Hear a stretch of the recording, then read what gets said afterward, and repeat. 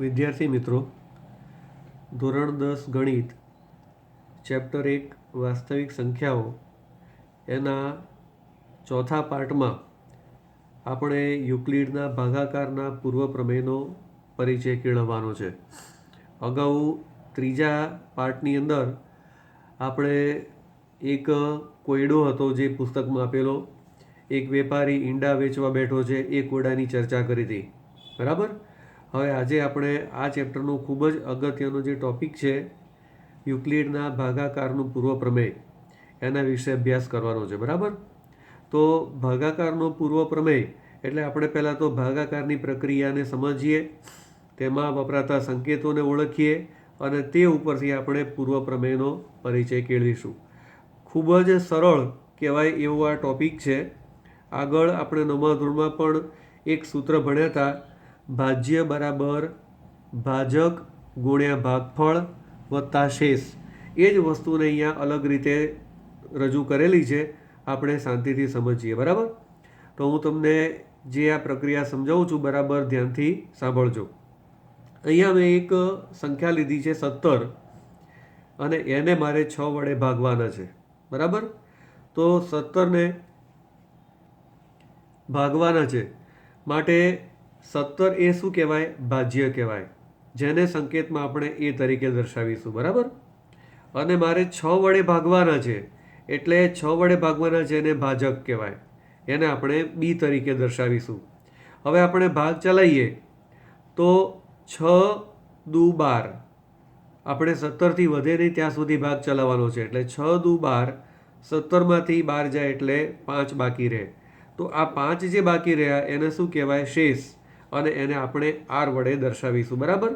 તો આટલું આપણે સમજ્યા પછી એક બાબત યાદ રાખીએ કે અહીંયા આપણે જોયું કે 17 એ 6 કરતાં મોટા છે એટલે કે ભાજ્ય એ ભાજક બી કરતાં મોટો છે. એ વખતનો આ સંબંધ મેં તમને બતાવ્યો છે. બરાબર. શું કર્યું છે? પ્રક્રિયા સમજણ પડી ગઈ? 17ને 6 વડે આપણે ભાગ્યા, ભાગફળ આપણને 2 મળ્યું અને શેષ કેટલી મળે છે? 5. તો આ જે પ્રક્રિયા છે એને આપણે આ નીચેના એક સંબંધ દ્વારા દર્શાવી છે. બરાબર. તો અહીંયા જુઓ કે એ બરાબર BQ પ્લસ આર. એ એટલે ભાજ્ય કે જેને આપણે ભાગવાના છે, બી એટલે ભાજક કે જેના વડે આપણે ભાગવાના છે, ક્યુ એ શેષ ભાગફળ છે, ક્યુ એ ભાગફળ છે અને આર એ શું છે? શેષ છે. આ સંકેતોને આની સાથે આપણે સરખાવીએ તો 17 એ, બી 6, ક્યુ 2 અને આર છે એ 5 છે. બરાબર. હવે આ જે સંબંધ છે એ ડાબી અને જમણી બાજુ સાચો ઠરે છે કે નહીં એની આપણે ચકાસણી કરીએ. તો એની કિંમત કેટલી છે? 17. આ છે ડાબી બાજુ, સમીકરણની ડાબી બાજુ કઈ છે? એની કિંમત કેટલી છે? 17. હવે જમણી બાજુ BQ પ્લસ આરમાં આપણે કિંમતો મૂકીએ તો પણ જવાબ કેટલો આવવો જોઈએ? 17 આવવો જોઈએ. તો જ આ સંબંધ સાચો છે તેમ કહેવાય. તો આપણે ચકાસણી કરીએ. તો તમે જુઓ બરાબર ધ્યાનથી કે એ બરાબર 17 આપણને આપેલા જ છે. હવે BQ પ્લસ આર જે જમણી બાજુ છે એમાં આપણે કિંમતો મૂકીએ તો બીની કિંમત કેટલી છે? 6. ક્યુની કિંમત કેટલી છે? 2. અને આરની કિંમત કેટલી છે? 5. એટલે આપણે આ જે ભાગાકારની પ્રક્રિયા કરી એમાંથી બી, ક્યુ અને આરની કિંમતો આપણે મૂકી. હવે ચેક કરો. 6 દુ 12 વત્તા 5, 12 ને 5 17. તો આપણને ડાબી બાજુ એ 17 મળે છે અને જમણી બાજુ પણ કેટલી મળે છે? 17. તો અહીંયા આ જે સંબંધ છે એ સાચો ઠરે છે. કઈ પરિસ્થિતિમાં? જ્યારે ભાજ્ય એ ભાજક કરતાં મોટો હોય ત્યારે. હવે આપણે બીજા એક સંબંધની ચકાસણી કરીએ. અહીંયા આપણે જોઈએ 5ને આપણે 12 વડે ભાગીએ છીએ. તમે જુઓ કે ભાજ્ય એ ભાજક કરતાં નાનું છે, 5 એ 12 કરતાં નાના છે એટલે નાની સંખ્યાને આપણે મોટી સંખ્યા વડે ભાગવાની છે. આપણે ચેક કરવાનું છે કે આગળ જે આપણે સંબંધ જોયો a is equal to BQ plus r, એ આમાં પણ સાચો ઠરે છે કે નહીં તે ચેક કરવાનું છે. એટલે કે એ લેસ ધેન બી માટે ભાજ્ય જ્યારે ભાજક કરતાં નાનો હોય ત્યારે સાચો મળે છે કે નહીં એ ચેક કરવાનું છે. તો તમે જુઓ કે 5ને તમે 12 વડે ભાગો તો 5 એ 12 કરતાં નાના હોવાથી ભાગ ચાલશે નહીં, એટલે ભાગ ના ચાલે એનું શૂન્ય. હવે તમે જુઓ કે ભાજક બરાબર 12 છે, ભાજ્ય કેટલો હતો 5 અને ભાગફળ કેટલું મળ્યું 0. હવે જે ભાજ્ય હતું એ જ શું બનશે, શેષ બનશે. જેને 5ને આપણે 12 વડે ભાગવાના હતા, ભાગ ચાલતો નથી એટલે ભાગફળ 0 અને આગળ પ્રક્રિયા નથી થતી, માટે આપણે અહીંયા 5ના 5 રવા દીધા, એટલે ભાજ્ય જે હતું એ જ હવે શું બનશે, શેષ બનશે. હવે આની કિંમત આપણે ચેક કરીએ આની અંદર, તો અહીંયા ભાજક 12 છે, ભાજ્ય કેટલું છે 5 છે. તો આ પરિસ્થિતિમાં આપણે ચેક કરીએ તો ડાબી બાજુ એ બરાબર 5 એ શું છે, ભાજ્ય બરાબર, જેને ભાગવાના છે. હવે BQ પ્લસ આરમાં આપણે કિંમતો મૂકીએ તો બી એટલે 12 જેના વડે ભાગવાના હતા તે, ભાગફળ Q બરાબર 0 આપણે આગળ જોયું, અને શેષ કેટલી વધે છે, ભાજ્ય પોતે જ શેષ છે એટલે R બરાબર 5. ઓકે, તો હવે તમે ચેક કરો કે 12 ગુણ્યા 0 એટલે કેટલા થાય, 0 થાય, અને એમાં તમે 5 ઉમેરો એટલે કેટલા આવશે, 5 આવશે, એટલે ડાબી અને જમણી બાજુ કેવી થાય છે, સમાન થાય છે. તો આ પરિસ્થિતિમાં પણ A is equal to BQ plus R જે સંબંધ છે એ આપણને સાચો મળે છે. કઈ પરિસ્થિતિમાં, કે જ્યારે ભાજ્ય એ ભાજક કરતાં નાનું હોય ત્યારે. બરાબર.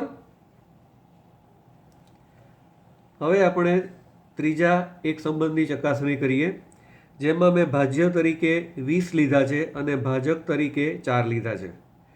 20ને હું 4 વડે ભાગું છું. બરાબર.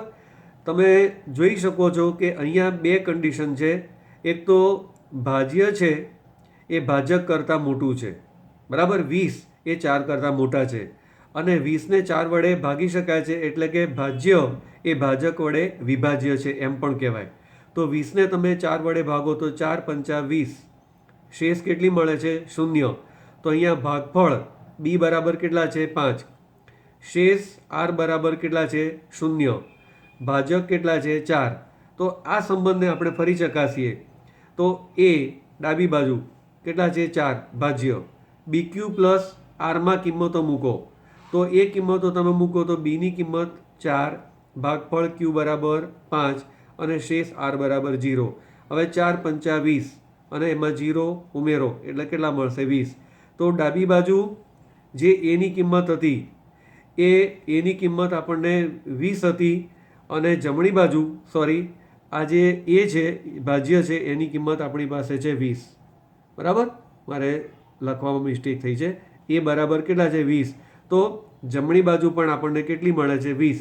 તો આ રીતે આપણે ચકાસ્યું કે એ બરાબર BQ પ્લસ R જ્યારે એ B વડે વિભાજ્ય હોય ત્યારે પણ સાચું છે, એ B વડે વિભાજ્ય ન હોય એટલે કે નાનું હોય ત્યારે પણ સાચું છે, અને એ B કરતાં મોટા હોય ત્યારે પણ સાચું છે. તો આ રીતે એ બરાબર BQ પ્લસ R આ જે સંબંધ છે એ દરેક પરિસ્થિતિમાં સાચો ઠરે છે. હવે આપણે ઉપરોક્ત ત્રણેય પ્રકારની પ્રક્રિયાઓ જોઈ. ભાજ્ય અને ભાજકની જે ભાગાકારની પ્રક્રિયાઓ, એમાંથી આપણને એક તારણ મળે છે કે જે શેષ મળે છે એ શેષની કિંમત 0 હોઈ શકે છે, અથવા જે સંખ્યા વડે આપણે ભાગીએ ભાજક B એના કરતાં શેષની કિંમત હંમેશા કેવી હોય છે, નાની હોય છે. હું તમને ઉદાહરણો ફરીથી બતાવી દઉં. આ ઉદાહરણમાં તમે જુઓ કે શેષ R એ કેટલી છે, 5, ભાજક B કેટલા છે, 6, એના કરતાં શેષ કેવી છે, નાની છે. બરાબર. એટલે પહેલી કન્ડિશન કે જેમાં ભાજ્ય એ ભાજક કરતાં મોટો છે ત્યારે શેષ જે છે એ ભાજક B કરતાં નાની છે. બરાબર. આ ઉદાહરણમાં જુઓ, ભાજ્ય કેટલા છે, 5, ભાજક કેટલા છે, 12, અંતે શેષ પણ કેટલી મળે છે, 5 જ મળે છે. એટલે કે 12 કરતાં આ જે શેષ છે એ નાની છે. એટલે પહેલી કન્ડિશનમાં અને આ બીજી કન્ડિશન બંનેમાં પણ શેષ આપણને ભાજક કરતાં કેવી મળે છે, નાની મળે છે. અને અહીંયા 20ને તમે 4 વડે ભાગો છો ત્યારે શેષ કેટલી મળે છે, 0. એટલે ભાજક B કરતાં તો નાની જ છે અને કેટલી છે, 0 છે. આમ આપણને નીચે પ્રમાણે તારણ મળી શકે. મેં અલગથી લખેલું છે એ બરાબર સમજી લો. હવે શેષ Rની કિંમત શૂન્ય હોઈ શકે છે તથા ભાજક બી કરતાં નાની જ મળે છે. બરાબર, આ નિયમ સમજણ પડી ગઈ ને. ત્રણેય ભાગાકારની આપણે પ્રક્રિયાઓ જોઈ તો શેષ 0 હોય છે અને ભાજક કરતાં નાની હોય છે, પણ ક્યારે પણ ભાજક બી કરતાં શેષ મોટી હોતી નથી. જો હોય તો આગળ ભાગાકારની પ્રક્રિયા થાય અને છેવટે શેષ એ ભાજક કરતાં નાની થાય. બરાબર, અહીંયા આપણે શેષ આર વિશે તારણ જોયું. હવે ભાગફળ અને શેષ બંને વચ્ચે શું સંબંધ છે એ આપણે જોઈએ. બરાબર, તો અહીંયા એક બાબત ખાસ યાદ રાખો કે જ્યારે ભાગફળ ક્યુ એ શૂન્ય હોય તો શેષ આર શૂન્ય ન હોય. બરાબર, અને જો શેષ આર શૂન્ય હોય ત્યારે ભાગફળ ક્યુ શૂન્ય ન હોય. એનો અર્થ એવો થયો કે ક્યુ અને આર કોઈ એક જ ભાગાકારની પ્રક્રિયામાં બંને શૂન્ય હોઈ શકે નહીં. ભાગફળ પણ શૂન્ય હોય અને શેષ પણ શૂન્ય હોય તેવું શક્ય નથી. આપણે ફરીથી અગાઉના ઉદાહરણો આ સમજવા માટે જોઈ લઈએ. બરાબર, બરાબર સાંભળજો હું જે બોલું છું એ. જ્યારે ભાગફળ શૂન્ય હોય ત્યારે શેષ શૂન્ય ન હોય, અને જ્યારે શેષ શૂન્ય હોય ત્યારે ભાગફળ ક્યુ શૂન્ય ન હોય. એનો અર્થ એવો થયો કે ક્યુ અને આર બંને એક સાથે શૂન્ય હોઈ શકે નહીં. આપણે ફરી ઉદાહરણ જોઈ લઈએ. આ ઉદાહરણમાં તમે જુઓ કે ભાગફળ શૂન્ય છે ત્યારે શેષ કેટલી છે? 5. બરાબર, અને આ ઉદાહરણમાં શેષ શૂન્ય છે ત્યારે ભાગફળ કેટલું છે? 5. એટલે કે આ બંને શૂન્ય હોય તેવું કોઈ ઉદાહરણ નથી. એટલે કે ભાગફળ અને શેષ બંને સાથે શૂન્ય હોય તેવું શક્ય નથી. આ એક ખૂબ અગત્યનું તારણ થયું. બરાબર, તો આપણે કરેલી ચર્ચાઓ ઉપરથી આપણને એક તારણ મળે છે. ધન પૂર્ણાંકો એ અને બીના એ શું છે? ભાજ્ય છે, અને બી એ શું છે? ભાજક છે. એટલે ધન પૂર્ણાંકો એ અને બીના પ્રત્યેક યુગ્મ એટલે જોડી માટે આપણને નીચે દર્શાવેલા સંબંધને સંતોષે તેવી પૂર્ણ સંખ્યાઓ ક્યુ અને આર મળે છે. ક્યુ એ શું છે? ભાગફળ છે, અને આર એ શું છે? શેષ છે. તો આખું એક જનરલ ફોર્મ્યુલા અહીંયા આપેલી છે એ બરાબર જુઓ. આગળ આની આપણે ચર્ચા તો કરી જ છે. A is equal to b q plus r. આ સૂત્ર આપણે કેવી રીતે આવ્યું અને એ સાચું છે કે નહીં એની ચકાસણી કરી. પણ અહીંયા જે બાજુમાં જે આ વાક્ય લખ્યું છે, આ જે નિયમ આપ્યો છે બરાબર સમજો કે શેષ આર હંમેશા ભાજક બી કરતાં નાની હોય. બરાબર, અને શેષ આરની કિંમત 0 કરતાં મોટી હોય અથવા આરની કિંમત શૂન્ય હોય. અહીં ઇક્વલ ટુ લખ્યું છે એનો મતલબ કે આર જે છે એ શૂન્ય હોઈ શકે છે અથવા શૂન્ય કરતાં મોટું હોઈ શકે છે, પણ ભાજક બી કરતાં આરની કિંમત હંમેશા નાની હોય. હવે જે વાક્ય છે એ બરાબર ધ્યાનથી સમજી લો. અહીં નોંધો કે ઉપરોક્ત સંબંધમાં આ ઉપર જે તમને રિલેશન દર્શાવ્યો છે એમાં ક્યુ અને આર એ અનન્ય મળે છે. અનન્ય એટલે ક્યુ અને આર અહીંયા જે આપણને કિંમતો મળે આ સંબંધમાં એ અનન્ય છે. એનો અર્થ શું થાય કે ક્યુની જગ્યાએ જો બીજી કોઈ કિંમત મૂકવામાં આવે તો આ સંબંધ જળવાતો નથી. એટલે કે ડાબી અને જમણી બાજુ સરખી મળતી નથી. એ જ રીતે આરની કોઈ કિંમત તમે ચેન્જ કરો, આરની જગ્યાએ કોઈ પૂર્ણાંક બીજો મૂકો તો પણ આ જે નિયમ છે એ સચવાતો નથી. હવે આ બાબતને આપણે એક ઉદાહરણ દ્વારા સમજીએ. અહીંયા મેં એક ઉદાહરણ દર્શાવ્યું છે. 20 બરાબર 5 ગુણ્યા 4 વત્તા 0. A is equal to b q plus r. આ જે સૂત્ર છે એ દર્શાવ્યું છે. બરાબર, અહીંયા 5 ચોક 20 થયા, મને ડાબી બાજુ 20 મળ્યા. બરાબર, શેષ 0 આવે છે. હવે 4ની જગ્યાએ હું કોઈ પણ પૂર્ણાંક મૂકું તો મને અહીંયા જમણી બાજુ 20 મળી શકે નહીં. બરાબર, એ જ રીતે અહીંયા જે શેષ આર છે એની જગ્યાએ બીજી કોઈ કિંમત મૂકીશ તો જમણી બાજુ બદલાઈ જશે, ડાબી બાજુ જમણી બાજુ કરતાં જુદી થશે. એટલે ક્યુ અને આર કેવા છે? અનન્ય, કે જેની કિંમત આપણે બદલી શકતા નથી. એને આપણે શું કહી શકીએ? અનન્ય છે તેમ કહી શકાય. બરાબર,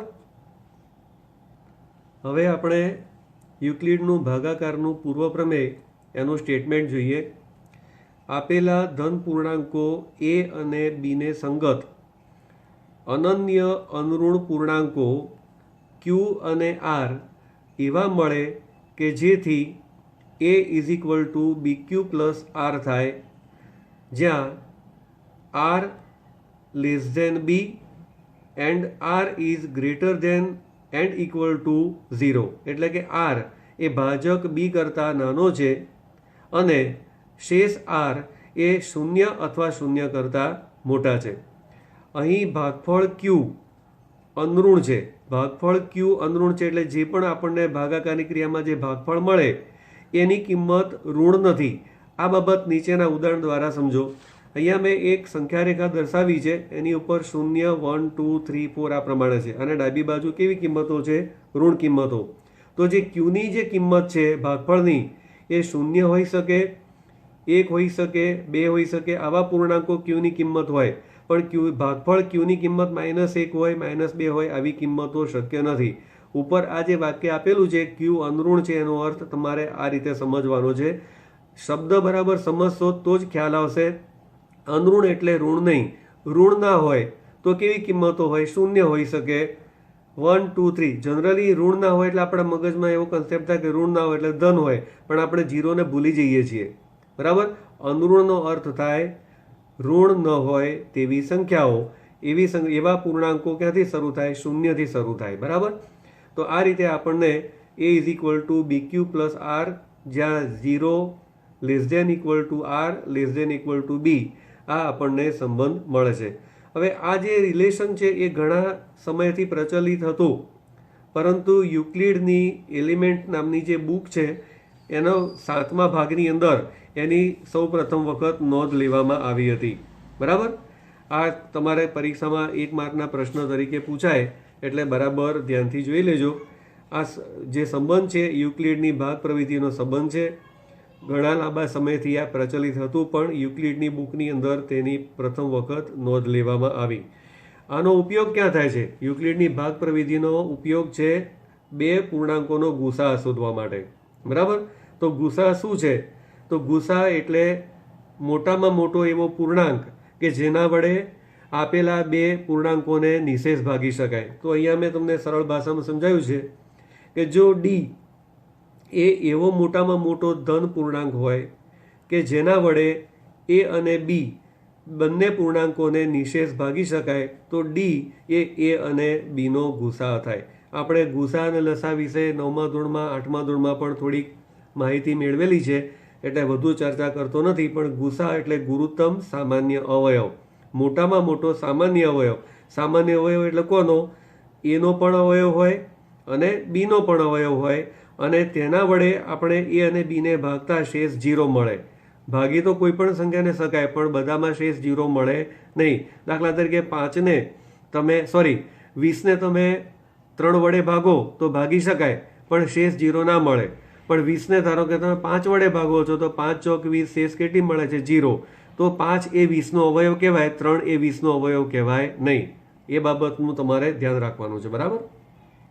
હવે આપણે ગુસા વિશે બંને રીતે સમજ મેળવીએ. જૂના આપણા જે કન્સેપ્ટ છે એ પ્રમાણે ગુસા કેવી રીતે શોધાય એ જોઈએ, અને યુક્લિડની ભાગ પ્રવિધિથી ગુસા કેવી રીતે શોધાય તે જોઈએ. બરાબર? અહીંયા મેં 2 સંખ્યા ઉદાહરણ તરીકે લીધી છે, 455 અને 42. બરાબર?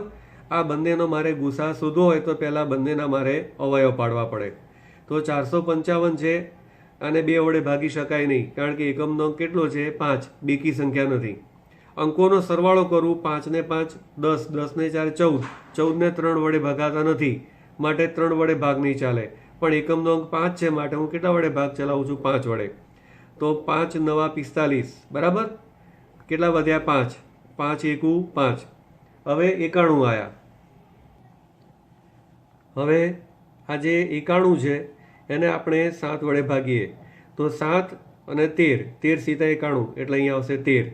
હવે 13 અવિભાજ્ય સંખ્યા છે, એટલે 13 એકા 13 વડે ભાગ ચાલશે.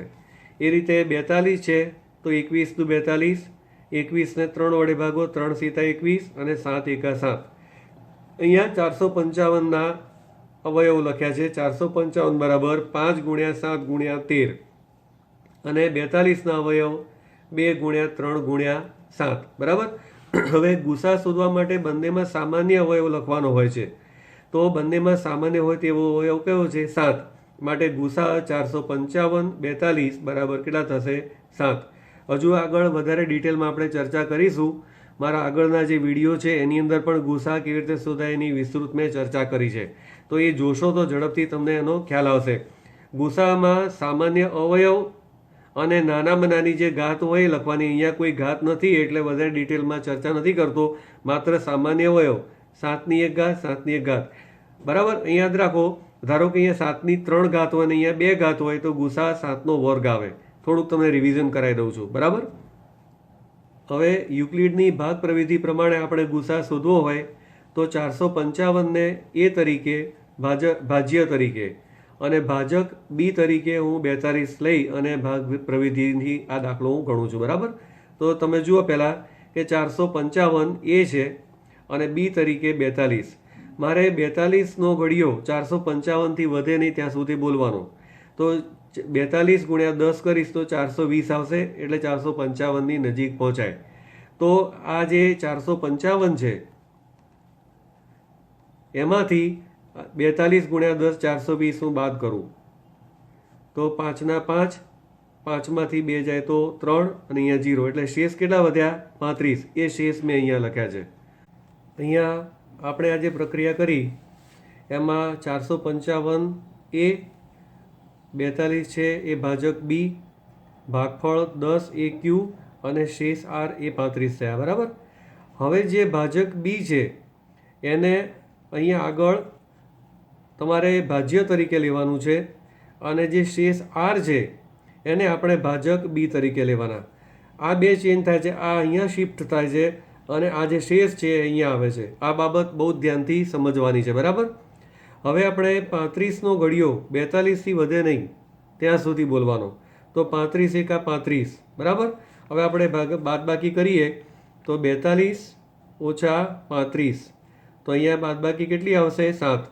ઓકે, તો અહીંયા આપણે જે બાદબાકી છે એની જે શેષ છે 7 અહીંયા લખ્યા. બરાબર, એટલું યાદ રાખવાનું કે પહેલી જે પ્રક્રિયા પૂર્ણ થાય પછી જે ભાજક હોય એ ભાજ્ય બની જાય અને શેષ હોય એ ભાજક બની જાય. આ જે સ્ટેપ છે એ અહીંયા આગળ આવે અને શેષ છે એ આ બીની જગ્યાએ આવે. ફરીથી એની જ પ્રક્રિયા કરવાની. હવે આપણે 35 જે છે એને એની જગ્યાએ લખવાના, એટલે કે ભાજ્યની જગ્યાએ, અને શેષ 7 છે એને ભાજક બીની જગ્યાએ લખવાના. હવે 7નો ઘડિયો 35થી વધે નહીં ત્યાં સુધી આપણે બોલવાનો છે. તો 7 પંચા 35, એટલે 35માંથી 35 જાય એટલે શેષ કેટલા રહેશે? 0. તો આ વખતે જે 7 છે એ જે આપણને 7 મળ્યા એ શું થશે? આપણી જે સંખ્યા છે 455 અને 42 એનો આ ગુસા થશે. બરાબર, એટલું યાદ રાખો કે જ્યારે શેષ 0 થાય, ત્યારે જે ભાજક હોય એ શું બનશે? ગુસા બનશે. બરાબર,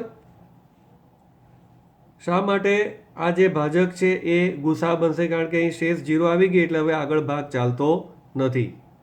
આમ 7 એ એવો મોટામાં મોટો પૂર્ણાંક છે કે જેના વડે 455 અને 42 આ બંને સંખ્યાઓને નિશેષ ભાગી શકાય છે.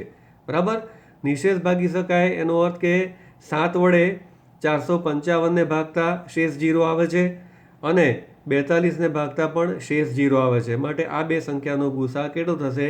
7 થશે. બરાબર, તો આ રીતે યુક્લિડની જે ભાગ પ્રવિધિ છે એની મદદથી આપણે બે સંખ્યાઓનો ગુસા સરળતાથી શોધી શકીએ છીએ. ખાસ કરીને આ પદ્ધતિ જ્યારે પૂર્ણાંકો ખૂબ જ મોટા હોય, 235, 375 એવી સંખ્યાઓ હોય ત્યારે અવયવ પાડીને ગુસા શોધવાનું અઘરું પડે. તો આ પદ્ધતિથી આપણે જો ગુસા શોધીએ તો આપણે સરળતાથી ગુસા શોધી શકીએ છીએ. બરાબર, એટલે આ વસ્તુ યાદ રાખવાનું કે જ્યારે પૂર્ણાંકો ખૂબ જ મોટા હોય ત્યારે આ પદ્ધતિથી સરળતાથી ગુસા શોધી શકાય છે. આમ જ્યારે શેષ 0 હોય તે વખતે ભાજક એ ગુસા બને છે. હવે આપણે આ જે પદ્ધતિમાં એક ઉદાહરણ જોયું તો દરેક દાખલામાં આ રીતે જ્યારે શેષ 0 થાય તો જે આપણને ભાજક છે એ ગુસા છે એવું કેવી રીતે કહી શકાય? તો એનું આપણે એક ઉદાહરણ આવતા લેક્ચરમાં જોઈશું. પણ આજે તમને મેં સમજૂતી આપી એ બહુ જ ધ્યાનથી 2-3 વખત વિડીયો જોશો.